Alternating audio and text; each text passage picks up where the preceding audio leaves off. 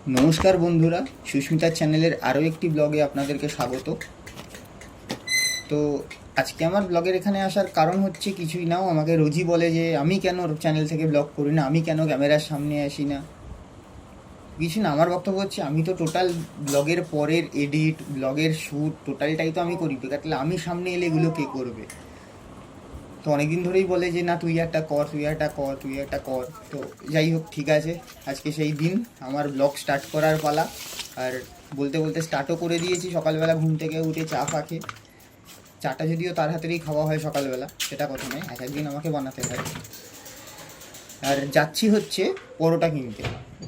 মানে কোনো কোনো দিন বাড়িতে রুটি আলু ভাজা জলখাবারে হয়, বা কোনো কোনো দিন হয়তো লুচি তরকারিও হয়। বাট হ্যাঁ, আমি একটু 3-4 দিন পর কাজ থেকে বাড়ি ফিরে আমি নিজেই বলে আছি একটু বাইরের পরোটা খাবো। পরোটাটা খেতে খুব ভালো লাগে, এবং ভালো লাগার থেকেও বড় কথা হচ্ছে দোকানটার সাথে অনেকটা স্মৃতি জড়িয়ে আছে। মানে স্মৃতি ইন দ্য সেন্স বলতে গেলে, আমরা যখন 9-10-এ পড়তাম, তো ওই পাংখাটুলি মোড়ের কাছে একজন স্যার ছিলেন সুভাষ ভাদুরী বলে। তো তার কাছে আমরা পড়তে যেতাম, সায়েন্স পড়তাম। এবার স্যারের নিয়ম কী ছিল? স্যারের নিয়ম ছিল যে সকালবেলা আমরা 7টায় পড়তে যেতাম। স্কুল থাকলে স্যার মোটামুটি 9টা সাড়ে 9টার মধ্যে ছেড়ে দেবেন। আর যদি স্যার জেনে নিলেন যে স্কুল নেই, তাহলে তাকে মোটামুটি স্যার 11টা 12টা অবধি অঙ্ক পড়াবেন, বিজ্ঞান বোঝাবেন। ঠিক আছে, এবার এই যে 11টা 12টা অবধি আমরা থাকতাম, তার মাঝখানে আমরা মোটামুটি বেরোতাম স্যারকে বলে 5 মিনিটের জন্য খেতে, গিয়ে 10 মিনিটের জন্য খেতে। এবার সেটা আর 5 মিনিট 10 মিনিট থাকতো না, সেটা পরের কথা, সেটা মোটামুটি আধ ঘন্টা পৌঁছে যেত, কারণ 4-5 জন মিলে বেরোতাম। তো এবার বুঝতেই পারছে তখন স্কুল লাইফ যা হয় আর কি। তো বেরিয়ে পরোটা খেয়ে আবার স্যারের কাছে পড়তে ঢুকতাম। এবার এমন এমন এক একদিন এমনও হতো যে আমরা হয়তো বেরিয়ে অনেকক্ষণ এমন আড্ডা মেরেছি বাইরে, স্যার আমাদেরকে বাইরে খুঁজতে বেরিয়েছে পড়ানো ছিল। তার এই কি গল্প করতে করতে পৌঁছে গেছি পাংখাটুলির মোড়। আর হ্যাঁ, দোকানের অ্যাড্রেসটা বলে রাখি, অ্যাড্রেসটা হচ্ছে একদম পাংখাটুলির মোড়, যেটা পাংখাটুলির মোড় থেকে আপনি যদি চকবাজারের দিকে যান, তাহলে আপনার দোকানটা পড়বে বাঁদিকে। একটাই পরোটার দোকান রয়েছে, একটা এপারে একটা ওপারে। আমি বলছি হুগলিঘাট স্টেশনের ওপারের কথাটা। তো পৌঁছে গিয়ে আমি কাকাকে 3খানা পরোটা অর্ডার করে দিয়েছিলাম আমার নিজের জন্য, কারণ বাড়িতে জিজ্ঞেস করে গেছিলাম ওরা কেউ খাবে না। আর কাকা এখানে লেচি বেলতে শুরু করে দিয়েছে। লেচি করে এবার কাকা জাস্ট গরম তেলে পরোটাটা দেবে, উফ! আর যে গন্ধ বেরোয় না কাকা যখন পরোটাটা ভাজে, ওইখানেই মনে হয় অর্ধেক খিদেটা আরও বাড়িয়ে দেয় মনে হয় ওখানেই। তাই যে কাকা বেলতে শুরু করে দিয়েছে পরোটা, আর পরোটা চলে গেল একদম গনগনে গরম তেলে। এই ভাজা হচ্ছে।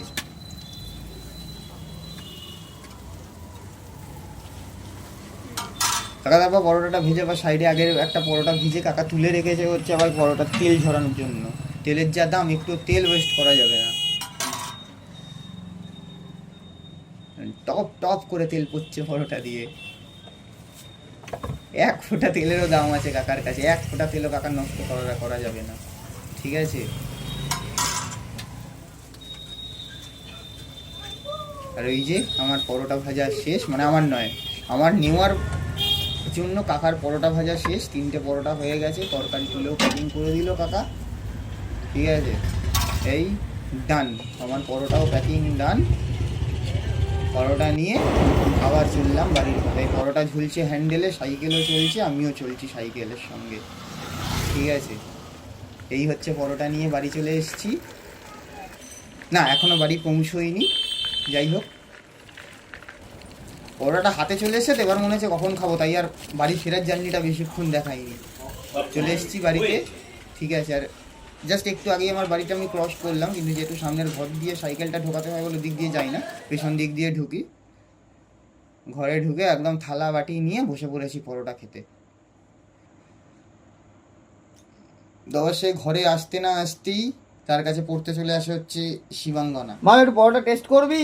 এই শিবাঙ্গনার সাথে তো আমার ছেলের একখানা, মানে কি বলবো, যা হয়েছে ওর কোল থেকে ও আর আসতে চায় না শিবাঙ্গনার কোল থেকে। শিবাঙ্গনার কোলে মানে ও ঠিক থাকে, ও শিবাঙ্গনার কোল থেকে আমি যদি ওকে কোলে নিই ও কাঁদবে, ওর মা যদি ওকে কোলে নেয় ও কাঁদবে, ও কারোর কাছে আসতে চাইবে না। আর শিবাঙ্গনাকে যদি বাড়ি যেতে দেখতে পায়, ব্যাস, তাহলে তো আর এক কাণ্ড।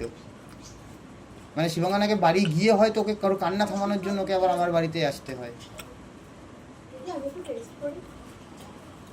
বললাম তো। আর এই দেখ, পরোটা খাবি? সমস্ত বাজে জিনিস পরোটা খাবি? সমস্ত বাজে জিনিস ওইটুকুনি পরোটা দিয়ে আমি টেস্ট করব না। আরে হাতে ছিঁড়েছে ওইটুকুনি, তো আমি কি করবো, মহা মুশকিল।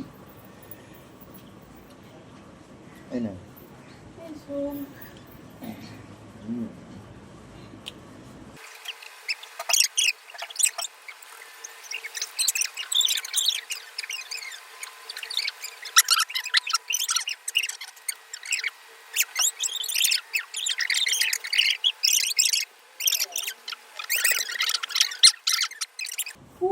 টাকা একটা তারের ওপর জাস্ট এইগুলো লাগানো।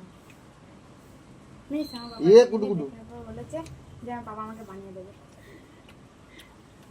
তোর মাথায় দিয়ে একটু আয়না ধারে নিয়ে যা, ছোট্ট ভাই দেখা খরগোশ লাগছে। ছোট ভাই দেখা যা, দেখি এসো। নিয়ে যা একটা ছোট্ট ভাই দেখা। নেক্সট কোনো দিন বাড়িতে পরোটা বানানো একদিন দেখানো হবে। তো নমস্কার, সবাই ভালো থাকবেন। আর ভিডিওটা যদি ভালো লেগে থাকে অবশ্যই ফলো করবেন, লাইক করবেন আর শেয়ার করবেন।